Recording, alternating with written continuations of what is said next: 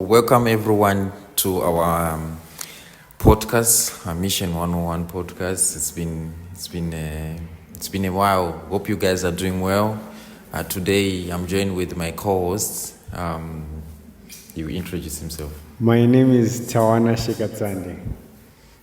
As you know that I'm Matthew Walter Karepache. I'm always your host, and we give and apologize for our absence of our female co-host, Sister Jillian Ginger. But I'm pretty sure she'll join us in the next episode that we are going to do during the week next week. But today we have got a special guest with us, and we are happy to have our beloved sister today, and she will introduce herself. My name is Happiness Jim. I am 25 years old. I live in Glenora A. I think that's pretty much about me. Oh, Yeah. that's nice. Wait, you're 25. I'm 25. Okay, He's kind of shocked, eh? Pretty much. okay. You seem mature to the extent, yeah, more mature than 25. So I just assumed you were, I was like 20. yeah, or even 30. But now that I know your brother, it kind of makes sense. Okay. Yeah, it kind of makes sense. I'm still a baby, guys. That's nice. But what makes you be the way you are? Is it just maturity or it's just your personality in general? I don't know. I could just say that's just the way I am. I've always been quiet and calm ever since I was growing up. It's interesting. I like that. She's just pretty low key. Yeah, she's chilled, man. So, I have a question. How long have you been a member? I was born in the church. Wow, that's interesting. Yo, okay, that's interesting. So, you're quiet. You were born in the church. Now I want to know how your childhood was like. My childhood. I grew up with boys. Like I'm the only girl in my family. I have 7 brothers. Yo, Oh yeah, Oh, you are like you came in a family of 7 children. 7 children. Yes. Wow, that's interesting. Yeah, I And you are the only girl. I'm the only girl. How does it feel to live along boys only? So which means it's spagaiba. There are always boys who can if you are safe. You've got bodyguards. Yeah. I'm safe. I don't even worry. Just imagine 6 brothers. Those ones are always on my case, but it's a blessing though. Yeah, it is indeed. Yeah. Even though at first, it felt lonely not having a sister. But yeah, I adjusted. Maybe I guess that's the reason why I'm quiet. Because yeah, I never really had any friends. I was just always around my brothers. But yeah. okay. Oh, that's interesting. So, would you say? Because I believe most children of record, they usually have this phase that they go through that I've witnessed. Because I had a lot of companions that were children of records when I was on mission, and I realized that there's always a phase where they kind of sway away from the church.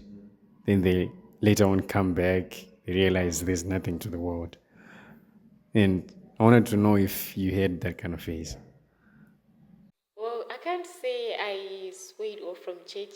But maybe it was more of like a time whereby like I started doubting my faith. That's what I can say. How old was I? I think I was like around 11 when my brother passed away. It's something that I didn't expect.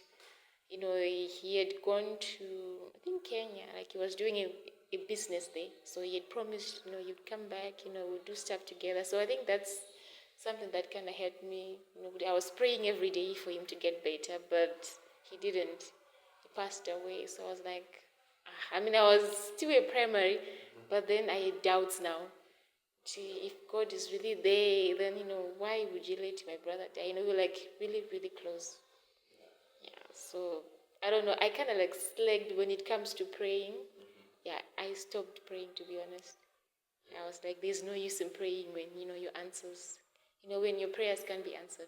So yeah, I think that was my phase actually. That kind of makes sense. But like, did you ever get to the point where you'd be like, now I want to see how the people in the world feel? Yeah. Like how Like you this, want they just want to to experience something. Experience something? Yeah. No, never. Never.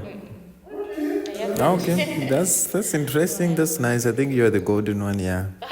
Because most of the people that we have met, yeah, those who were born in the like, especially those child of records, they had so many experiences that they had in terms of maybe slacking in the gospel and want to experience the things of the world. So, whereby they would maybe be the only one in their family who is kind of apostate or something like that, you know.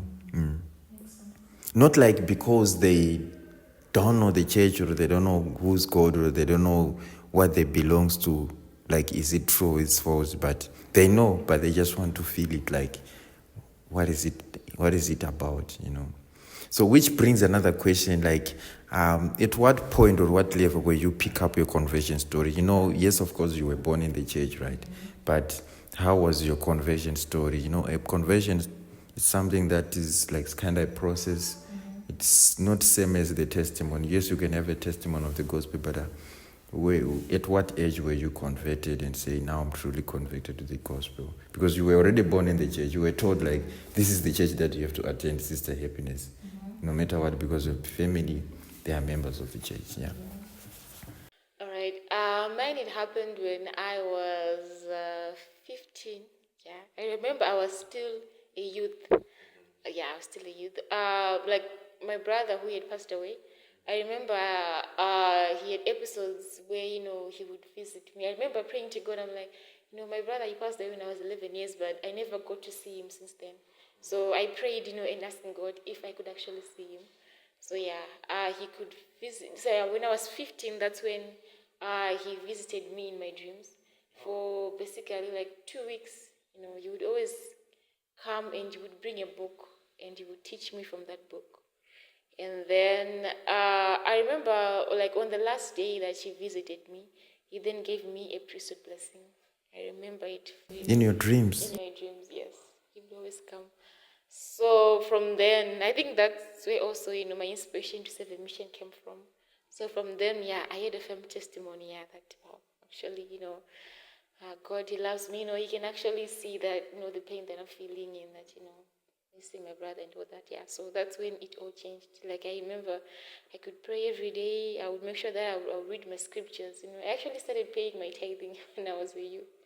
Yeah, so that scenario just changed everything for me. Yeah. That's interesting. That's a very, I would say, unique story and very uplifting.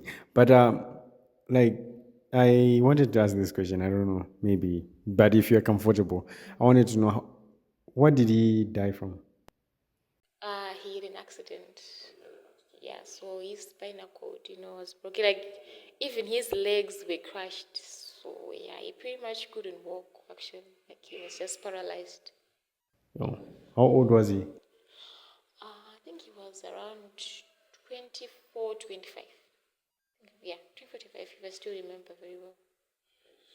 Yeah, and he was actually going to engage in Kenya. Yeah, he had found a girlfriend in Kenya, since that's where he served the mission. So yeah, he wanted to be with Kenyans. Yo, that's tough. Aish. That's tough. Oh, We're my sorry for that. condolences. We are It's sorry. okay. Yeah. It's alright. Thank you. Okay. So now you you have finally come to the realization that the gospel is true. Would you say, okay, this brings me to a question that I wanted to ask.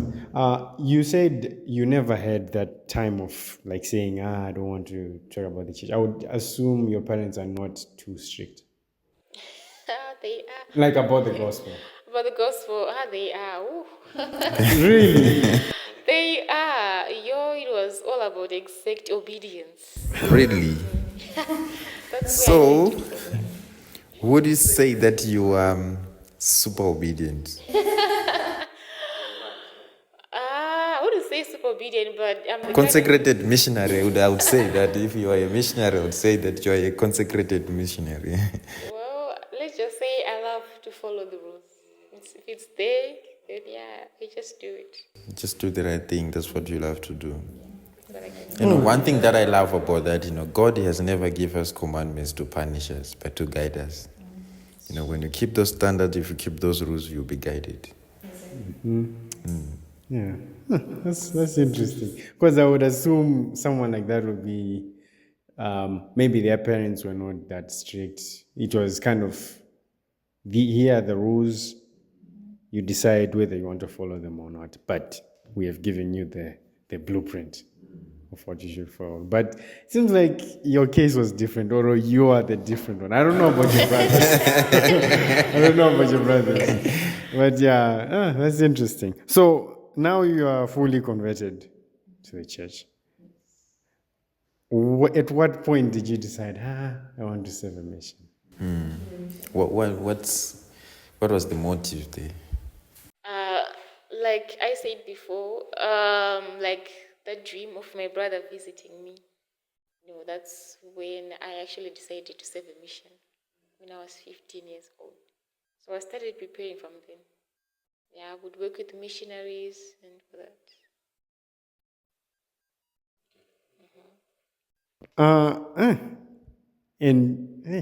Okay. Were they like elders? That you were. Yeah, it was just mixed. Sometimes elders, sometimes sisters. And this whole time you were still living in Glenora? No, I was in Glenview 7. I actually moved in Glenora this year in August. Wait, you moved out? No, I'm still living with my parents. Okay. Yeah, we moved together, actually. Yeah. Okay. How was your life on mission though? My life on mission. That's an interesting question. My life on mission, it was okay. It was actually, let me just say it was great. I went when I was 19. I was super shy. I was someone, that was, let's just say, extroverted. I wasn't outgoing. So I always thought that I'm going to find it hard to fit in since I wasn't, always used to being around a lot of people. So yeah. Where did you say? Blaui. Yes, Jensen. That was from August 2020 to 9 February 2022. So you began your mission during COVID-19 Exactly. time. That was depressing. Okay. So All right. So, that's nice. So you were sharing something about your mission. We have asked about what was the motive, for you, like your time on mission. Take us through on that one. yeah, I was. Or first of all, what kind of missionary were you? Yeah. Before we jump into that, yeah. Let's just say I was someone who was quiet. Oof. Okay. Yeah. Yeah. I can relate. Yeah, I was quiet, and yeah, I was someone who liked to follow the rules. Yeah, which is something my companions didn't like sometimes. But yeah, when I'm told to do something, I make sure I do it. You do it by the book. The book. Yeah. Were you in STO? Yes, I was. How long did you serve as an STO?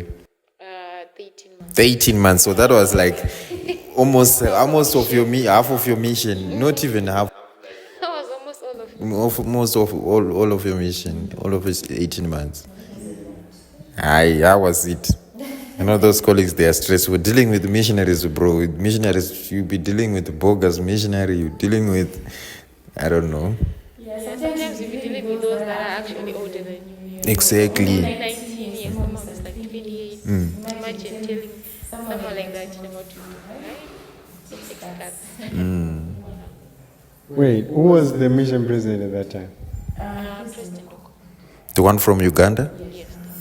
I know that guy. I heard a lot of story about that dude. Yeah, he was a Yeah. good one. He's a pretty smart guy, though. Very smart. You were that one. Yeah, he Okay. was a good one. So, you said you were a pretty by the book. Yeah. Okay, so now you're the kind of missionary where you're by the book. How were your companions reacting to it? At first, they didn't like it, to be honest. They didn't. Yeah, on mission, when you are someone who's like that, people they give you like nicknames. They call you a shooter, like you're the kind of Exactly. person A who's snitch, whatever. Yeah, those words, you know. exactly. You'll be like a spy or something. Yeah, I was actually, yeah, I also give it another name. I think Emma Smith. They say that Emma Smith was like strict. You resemble her, something like that. Just Emma Smith is crazy. Oh my yeah. At god. first, yeah, they didn't like it, but those that understood me, yeah, they were okay with it. Yeah.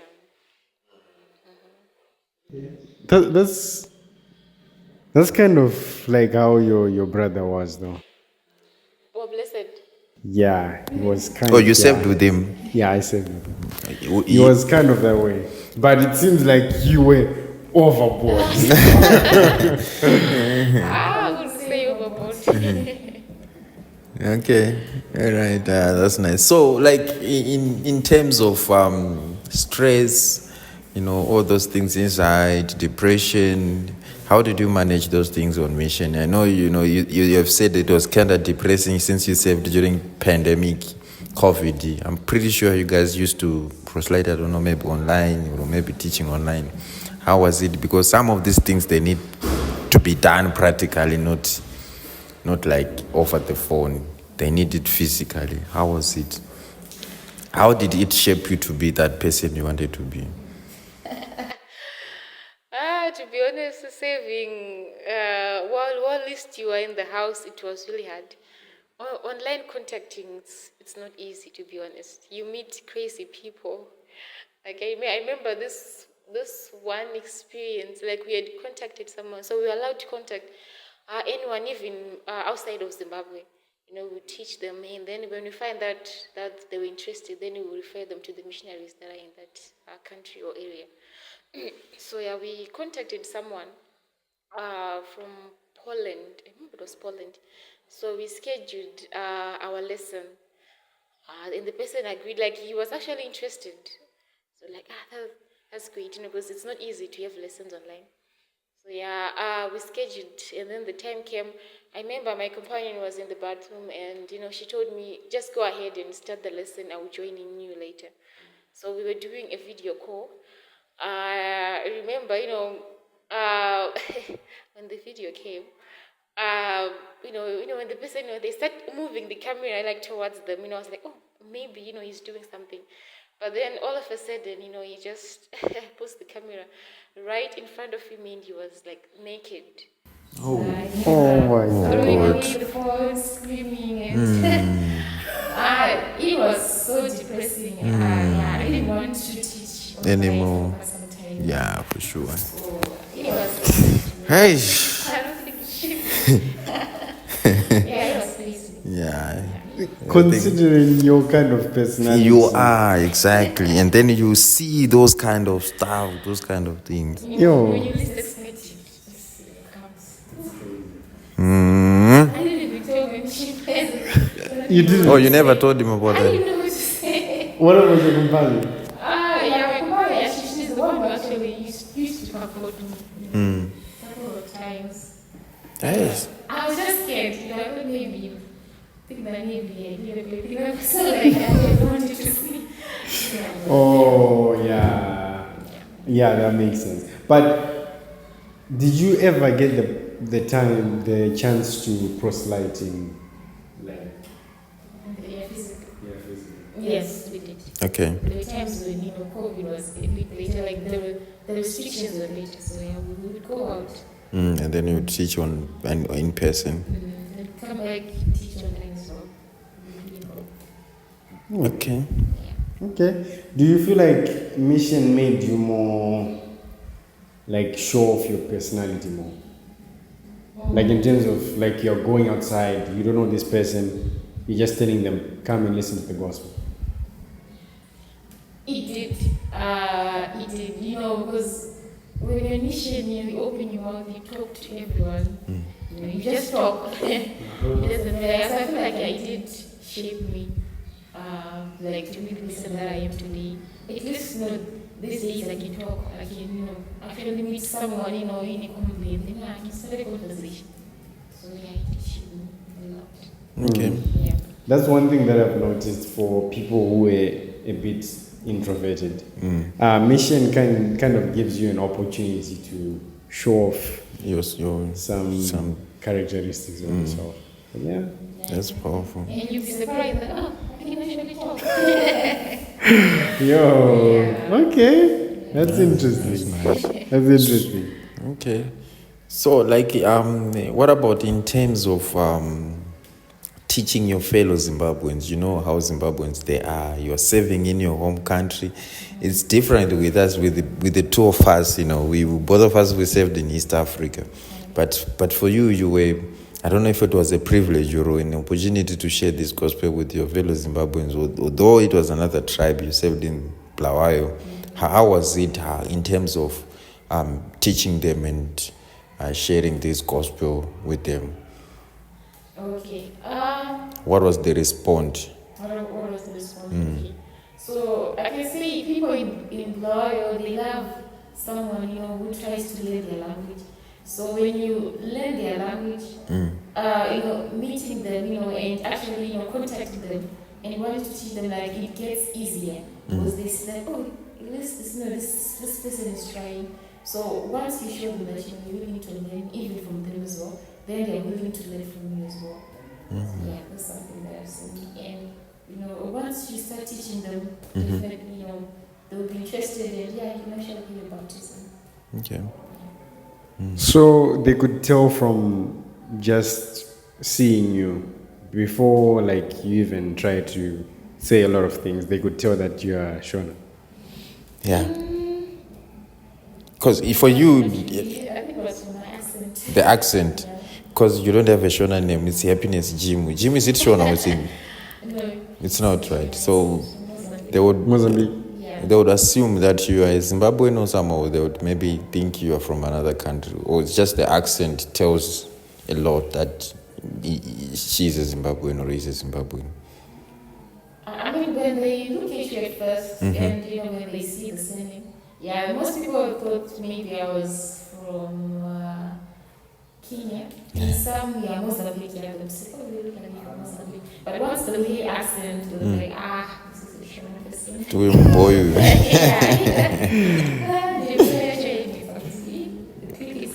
So that's how they tell. But do you speak a little bit of Ndebele though? I do. Like the basic? Yeah, just the basics. Okay. Njani. Give it time to live. You said Kunjani. Is it Kunjani or Unjani? Njani. Yeah, Unjani or Linjani. Or Linjani. Then you'd say Lapi. Siapile. Okay, doba gets in the way. Is it true that I heard that if you learn Zulu before you learn Ndebele, it will be hard? It will be harder than if you learn Ndebele after. If you learn Zulu after learning Ndebele. I'm not really sure about that. I remember a South African companion. Yeah, I think she speaks Zulu. And when she came to Blayo, it was pretty much like the same with Ndebele. Like, That would even speak and speak. Exactly, like they could understand each other. So I think Tawa, it's similar with Kiswahili and Swahili. If I speak Swahili, if I've seen someone from Tanzania, in Tanzania they speak pure Swahili. But the ones that are in Kenya now, they speak Swahili. It's sort of like Sheng, I think. Yeah. Because in Zimbabwe, kuna chinonzi ndeipi, wambofoka rona mutsamba iro. Ndeipi. Yeah. You see, but I think if you greet someone and say in Shona like makadini, I think that's you have Shona, pure Shona, right? Zviriseya hakuna zvakadaro. Because yeah, it makes sense. But at the same time, I just thought, maybe there's a little bit of difference. Because I had a companion from Blawayo, and he was telling me some things, and I would ask someone from South Africa, they'll say, I don't understand what you're saying. Oh, really? Yeah. But that person could speak Zulu. Yeah. The South African would speak Zulu, but he was speaking. At some point, I feel like maybe Zulu it's a little bit, I don't know, maybe hard, or I don't know how, if I'm using the proper English, or like ikaku wakau, like it's more like advanced, or it's tough than Ndebele, I don't know. But what I heard is that Ndebele came from Zulu, isn't it? When Shaka migrated from South Africa to Zimbabwe, that migration, if you remember that one. So they can interrupt, they can hear each other, they can have a pure conversation. But I think maybe the way I'm pronouncing it and the way you are pronouncing it's a little bit different. But we can still have a conversation, a proper conversation. So let's hear what you have to say, guys. I'm pretty sure we have got people from Blawayo who are also watching this episode. Just give us a feedback in the comment section. We want to hear about this as well. Yeah. Okay. So, what did you learn from your mission? What's something that changed from before mission and after mission? Okay. So things that I've learned. First, I've learned to trust God. Yeah, sometimes when you're in the area, the day, there's just a little follow-throughs, but as you learn to trust in God, you see that you actually get to meet someone. Okay. So I've learned that I should always trust in God, and never give up. And that miracles, they're still happening. They're still there. I've seen a lot of miracles when even back at home now. I'm still witnessing them. So I believe that they are real and they still exist. That's so powerful. Okay. What about in terms of reading the scriptures? At what point would you say that your spiritual growth was high and maybe a little bit down? Like comparable before mission, where you attended, I'm assuming you attended seminary in student, all those things, right? And then maybe it's one of the things that also, it was your kickstart, right? Of getting your testimony, because that's where you can learn about the Book of Mormon and the Joseph Smith and all those things since you grew up in the church. What about on mission now? In terms of your spiritual growth? Okay. That spiritual part, yeah. All right. Let's just say, at first, when I was on, when I started my mission, I would just read it the same way that I used to read at home. And sometimes we just rush through without actually, indulging in the scriptures. Yeah, but then as I moved on, I think I was like 8 months on my mission. Yeah, that time I was in Kwekwe and it was during lockdown. That was the time when I actually started to now, dive deeper. I remember I would take like 2 hours studying, because it was not really interesting. I would, study from different sources, not just the Book of Mormon, but from other talks or other, books that were written from our previous prophets. Yeah, that's when I actually had studying about a lot of things.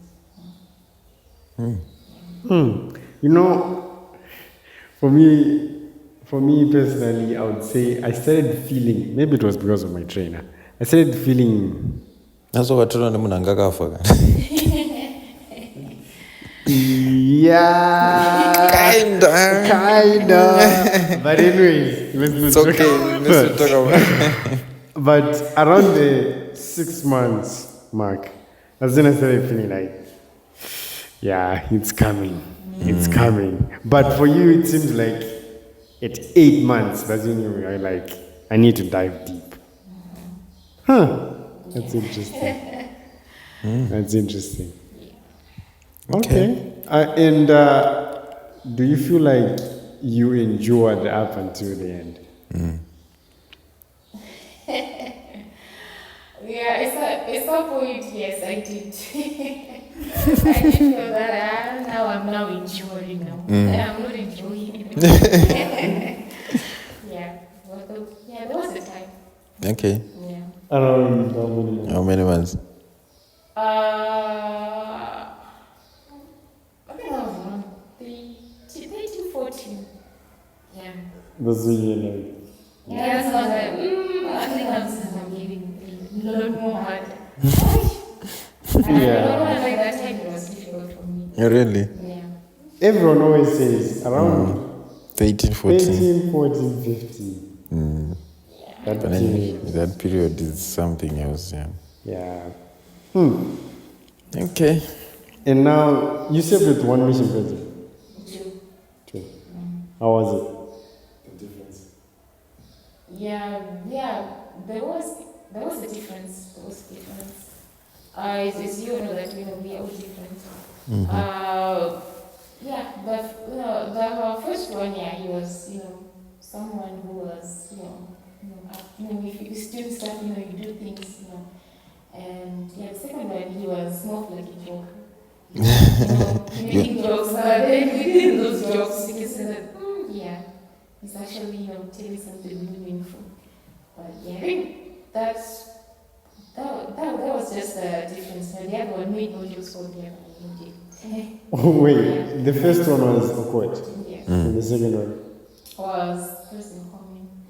I think now he's a general authority, right? Yes. He's serving in the area, yeah. I don't know, up there in West Africa. Yeah, that's true. Okay. Oh, that's so powerful. Okay. So, take us through your mission. You have shared a little bit about your mission so far.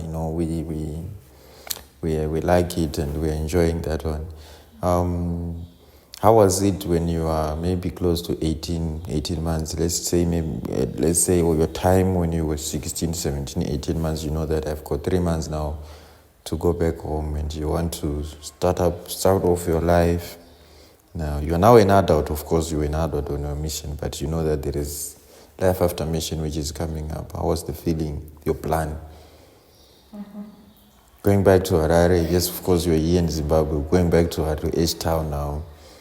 Start off your life, and how was it? Is it something that was is it like it was tough for you?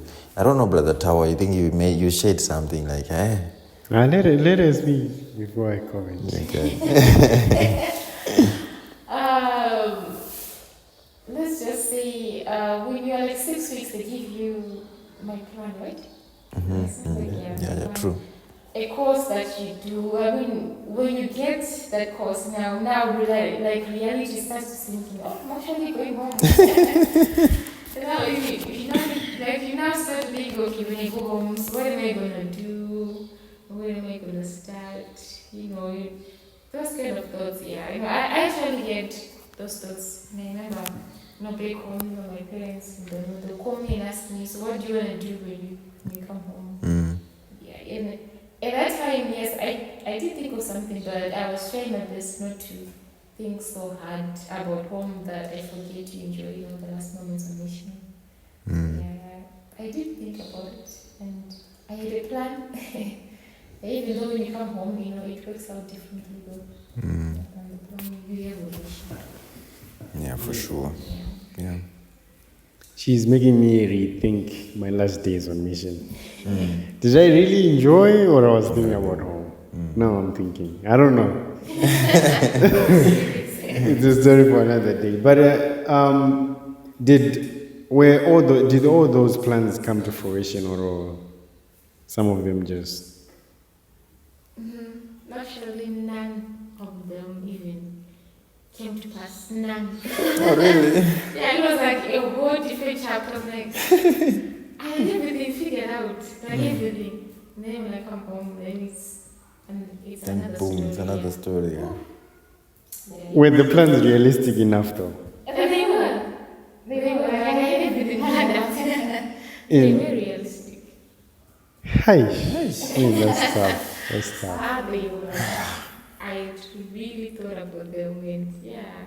And I actually had a way to accomplish them, but yeah. So I did go the other way. Do you feel like you would want to go back to those plans later on in life, or you just going to throw them in the back burner? Yeah, later on, yes. I will. You will? I will. Okay. Okay. Bro, about let her go. Okay. I'm excited about this generation of parents. But anyways, the reason why I'm saying this is, let's give an example of the prodigal son. The father could have said, no, don't go. I'm not giving you. This is all mine. I'm not giving you my stuff, right? But he told him, here's the stuff. You go and enjoy. And he ended up coming back. If you made a wrong decision, you made a wrong decision for yourself.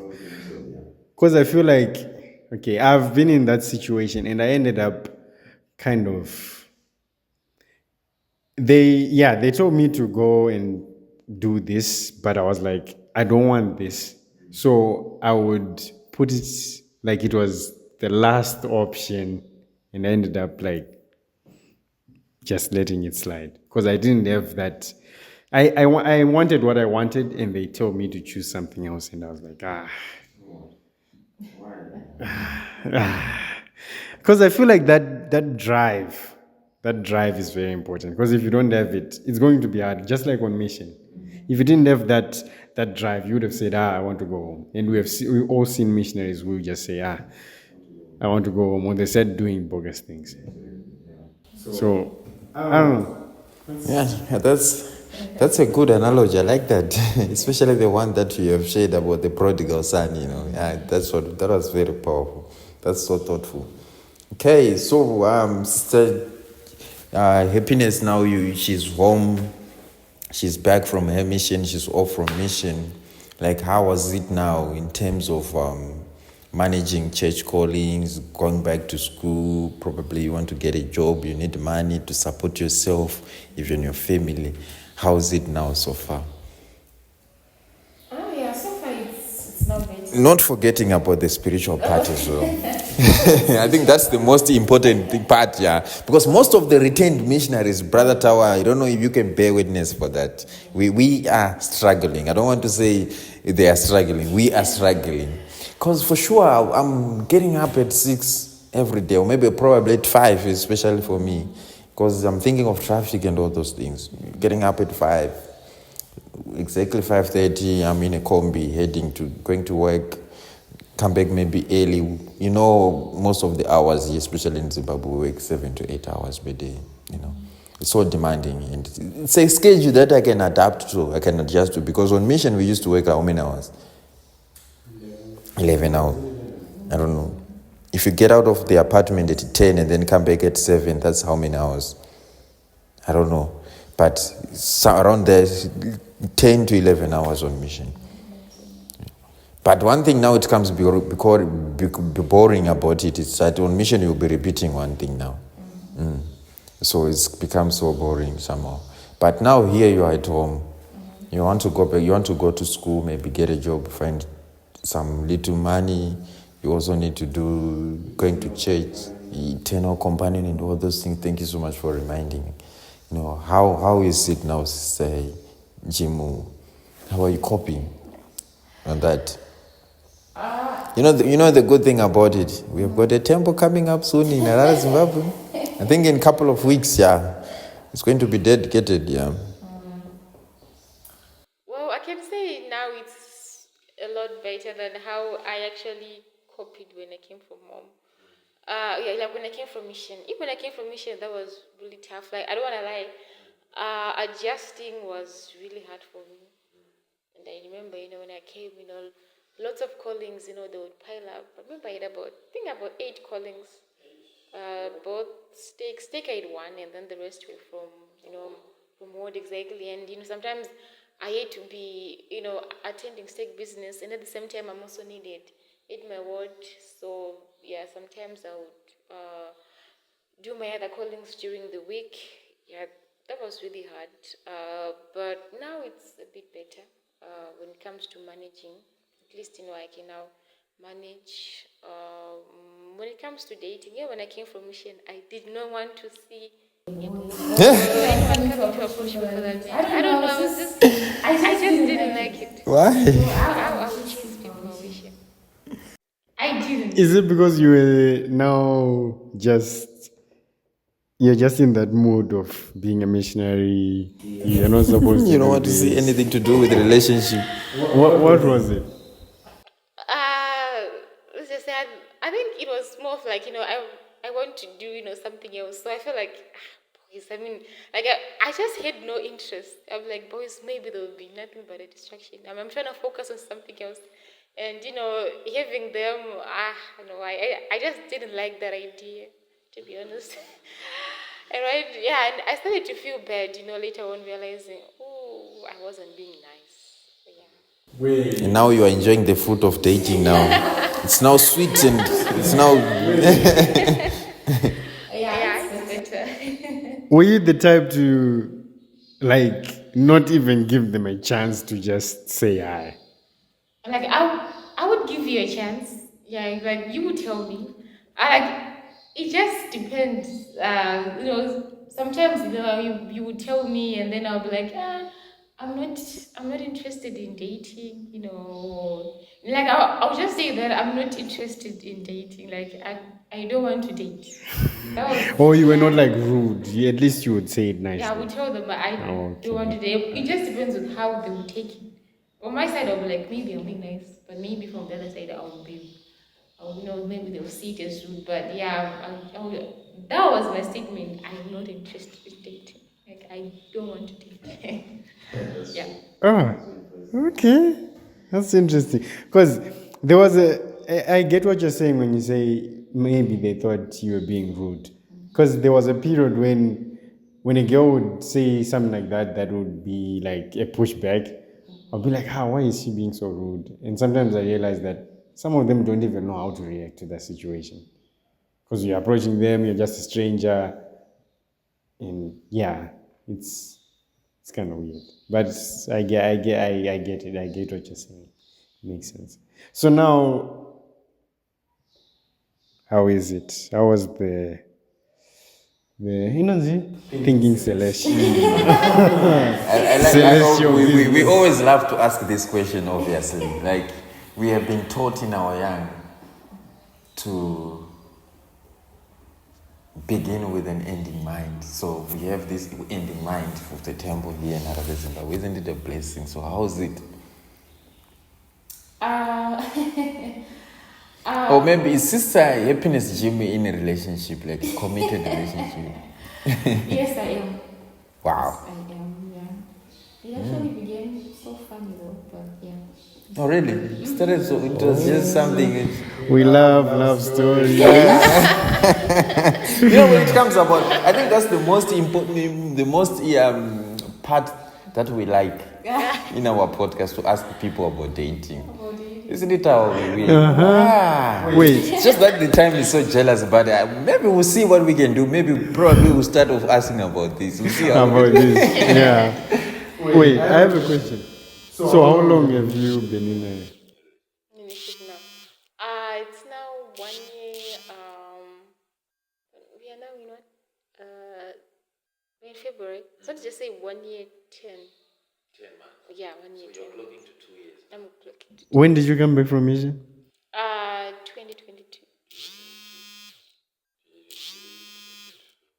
So you're telling me for 2 years you were like, no, I'm on a mission. You guys are a distraction. Yeah, Mine it was was like, like, no, no, I I did did not not want. want, like, because the person that I am with right now, it actually took him 6 months, yeah, to get to know me, like, just dating and not being in a relationship. I was like 6 good months, yeah. Man, that guy is persistent. Persistent, man. He's Yeah. persistent. Yeah, that Yo. one. So I think maybe. Okay, I know. I'm just yeah. Go for it. I'm just thinking of something. I think I'll ask though. Yeah. So you said how you met was funny. What happened? Okay, so we made 2022 FSY. Yes, I remember that time I was the coordinator. So yeah, so we would meet with counselors quite a lot. Yeah, so I just saw him, but it's when you see someone, you're always busy. Like I didn't even think of even dating someone, and I didn't even know that the guy was from my state. Like I didn't even know him. Even no idea. Like when I saw his name, like he actually came last. Because I remember we had like a little bit of shortage of counselors. So he came, last, when we were about to finish trainings. So I was like, oh, we have a Prosper. Okay, from Marimba, that's fine. Oh wow! And then she mentioned the name. I like it. Okay. Most of the people they don't want to even to mention the names of their people that are dating though. Oh, so shout out to Prosper. Yeah, so we were like he was a high councilman that was assigned, to serve in primary, and I was also a second councillor in the state primary presence. So yeah, we would meet a lot. I remember, when we approached him, I was like, what does this one want? I remember going home and telling my brothers, Kuta, There's a munya and it's Yeah, so from then, yeah. we exchanged numbers. Yeah, that's when we started talking, getting to know each other. Yeah. Okay. And he was so persistent for Yeah, 6 months. 6 months, 6 consecutive months. Yeah, I think that's something that actually got me interested. Oh really? I'm like, all of these people, if I told them no, they were like, sometimes, they're like, it's fine. Okay. But, 6 months, I was like, okay. Yeah, Let me give there's him a something chance. about That'd be you. interesting. And then we'll be like, let me give him a chance. Yeah, I remember like this one time he asked me to help him fast. I was like, it's fine, I can help you fast. I didn't even know that I was actually helping him to fast for meetings so that I could actually see yes. So you're telling me that? Yeah. Hey. A lot of things, yeah. Interesting. Like fasting. When someone fasts, it worked. That's so funny. From now on, I'm going to respect that guy when I see him. Salute. Damn. Yo.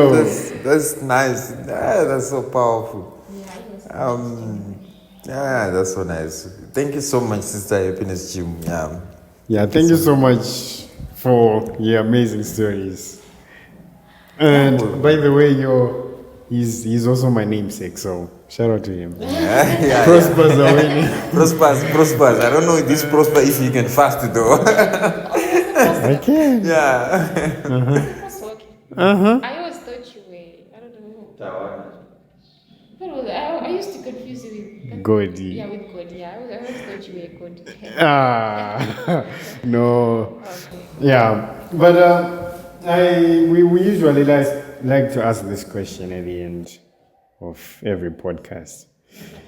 And this question is directed to everyone who's preparing to go on mission or who has aspirations of going on mission. What advice would you give to someone? Let's say these words that you're about to say is going to make them decide whether they go on mission or they don't. What advice would you give them? Okay.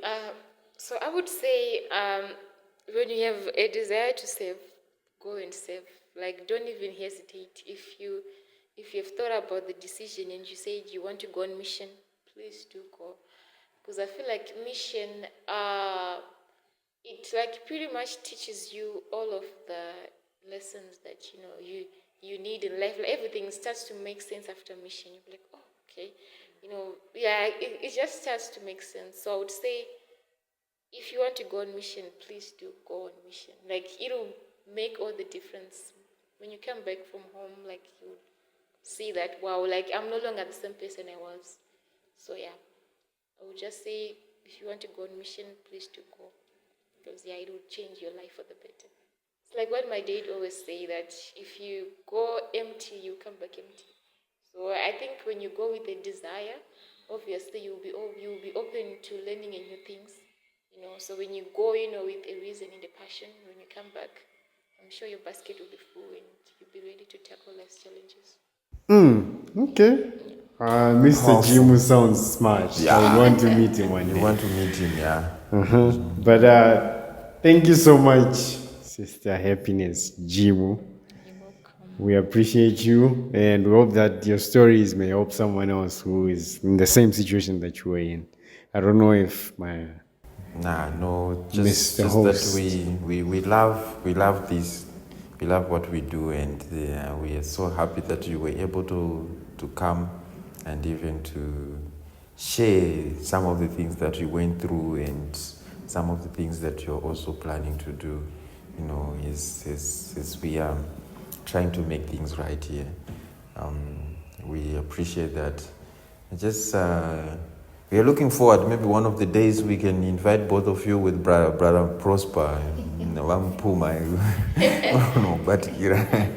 But yeah, I think that's all for today. Thank you so much for coming. This is Mission 101 podcast. Guys, we are back, and we just want to let you know that we have a female host.